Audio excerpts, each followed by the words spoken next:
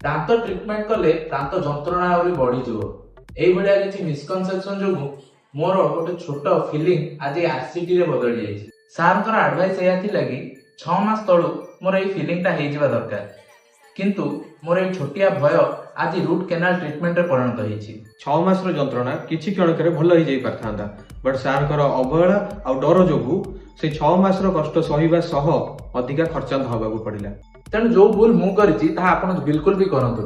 जदि आपनको दांतर कोनोसी जंत्रणा अछि ताले आज ही प्रुडेंट डेंटल क्लिनिक आसंतु ओ मागणा रे चेकअप रो सुविधा पांतु। ता सहित अति कम मूल्य रे सब प्रकार ट्रीटमेंट आपनको एठारे मिलि जिवो।